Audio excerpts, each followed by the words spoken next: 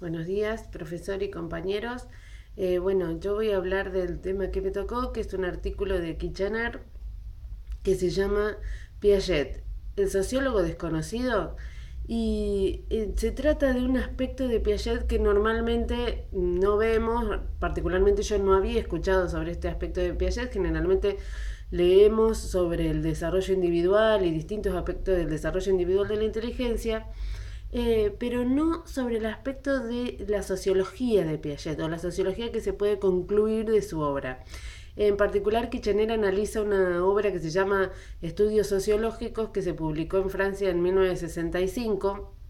Dice que no es una obra muy conocida porque no es muy traducida.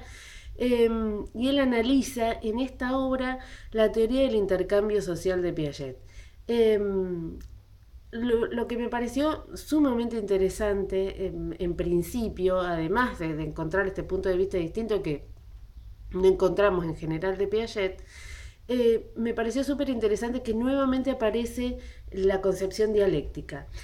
Precisamente Kitchener pone a Piaget en un lugar de, mientras que en esa época, por eso dije la fecha que se publicó Estudios Sociológicos fue en 1965, las dos corrientes dominantes en sociología, en lo que era el intercambio social, es el holismo sociológico, podemos tomar a Durkheim como un representante de esto, y el individualismo sociológico, que reduce la sociología a una psicología.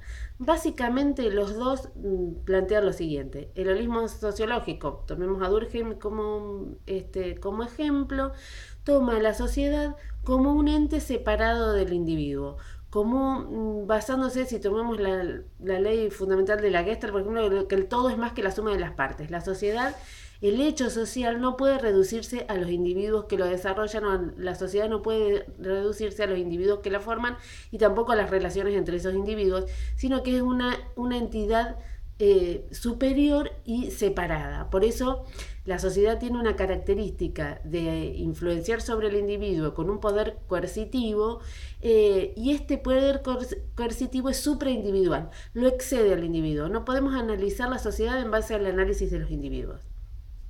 En la otra punta, en la antítesis, digamos, tenemos el individualismo sociológico, que dice que la sociedad es una suma de individuos. Es una suma de las personalidades que forman esa sociedad, y entonces los hechos sociales se aplicarían a partir de las metas, de las creencias, de los intereses de esos individuos. Entre esas dos posiciones antitéticas, Kitchener dice, Piaget postula una posición superadora, o nuevamente la síntesis. Como casualmente, me había tocado analizar en el video anterior. La síntesis de Piaget se plantea en un relacionalismo, digamos, un relacionismo sociológico. Y la síntesis consiste en esto: la sociedad no se aleja de Durkheim en el sentido de que no considera la sociedad como algo separado del individuo, pero tampoco cae en un psicologismo.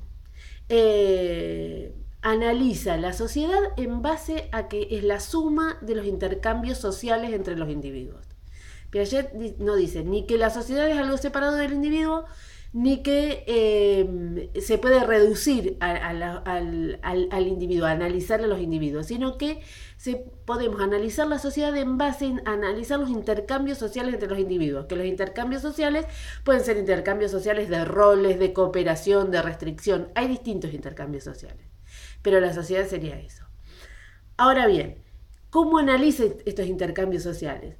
Básicamente dice que para que se dé el intercambio social hay un punto muy interesante donde Piaget se aleja también de posturas como que en los intercambios sociales los individuos, y este también es un punto muy original en Piaget, para que se dé el intercambio social tiene que haber reciprocidad entre los individuos. Y esa reciprocidad está basada en las normas que va a introyectar. Para explicar esto voy a hacer el paralelo con la evolución de la cognición, que en realidad no lo hago yo, sino que lo hace Piaget.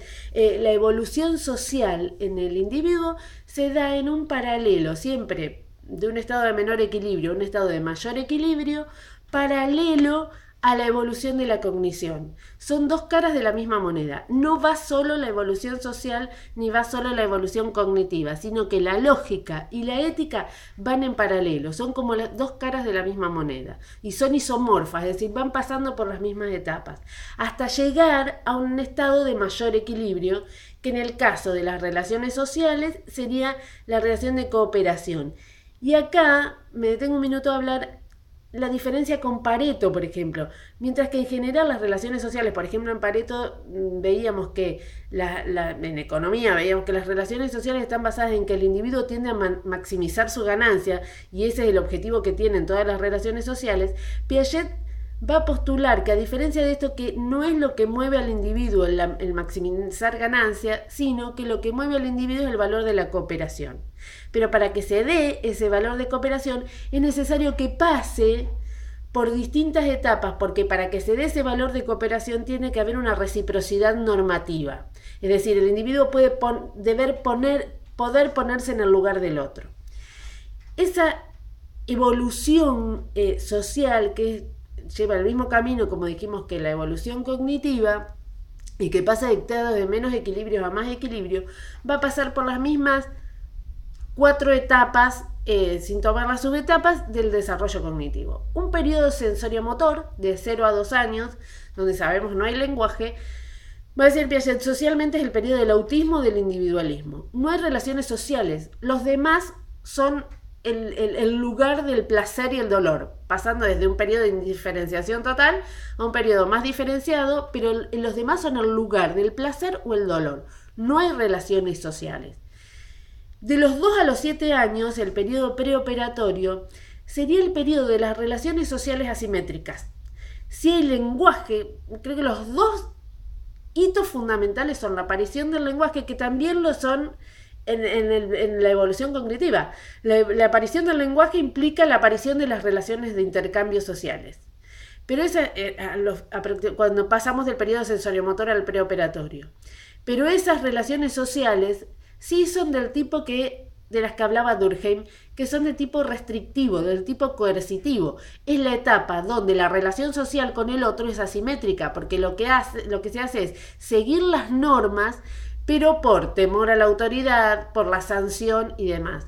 Pero el chico no puede ponerse, el niño no puede ponerse en el lugar del otro. Lo que yo digo es lo verdadero y no puedo ponerme en el punto de vista del otro, ni puedo intercambiar punto de vista, ni puedo cooperar con otro. Lo que sigue es el de operaciones concretas, y allí, que hablamos a partir de los 7, 8 a los 12 años más o menos, y allí aparece la cooperación. Son 3 las grandes etapas del desarrollo social. Si bien en el periodo de operaciones formales lo que se da es que el sujeto introyecta la cultura y toma más los valores culturales de su época, a los 7, 8 años empieza esta etapa socialmente en el intercambio social, donde el sujeto puede ponerse en el lugar del otro, puede entender el punto de vista de otro e intercambiar puntos de vista. Y este intercambiar puntos de vista tiene una base en la racionalidad, necesariamente, porque necesitamos la reversibilidad. De la misma manera que en el desarrollo cognitivo necesito la reversibilidad y la constancia para ir de un estado de menor equilibrio a uno de mayor equilibrio, en las relaciones sociales también. Y la base de estas relaciones sociales va a ser la base de la cooperación.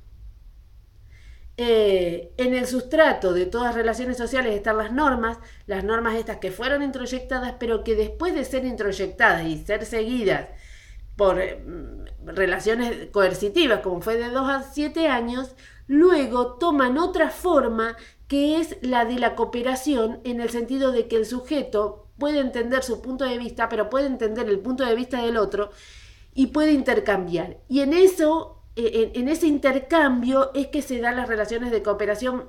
Kitchener pone el ejemplo de 2 personas que están construyendo un puente, una de un lado y otra del otro, y realizan acciones a veces idénticas, a veces complementarias, para llegar al objetivo. Entonces, en síntesis, Piaget propone una teoría de la evolución social, de la evolución de los intercambios sociales, que se da en un paralelismo con el desarrollo cognitivo, en la base de las cuales están las normas y los valores, y en la base de esos valores está también la función simbólica. importante para finalizar, porque se me va el tiempo, es que Kitchener dice que todos estos estudios de Piaget, que no son muy conocidos, inclusive después en 1970 hace otra presentación ampliando todo este análisis, tiene influencia en lo que es la psicología social, en lo que es el interaccionismo simbólico, lo acerca mucho al interaccionismo simbólico, en lo que es el funcionalismo y en lo que es la teoría de la acción comunicativa de Habermas, que exigiría otro análisis mucho más amplio.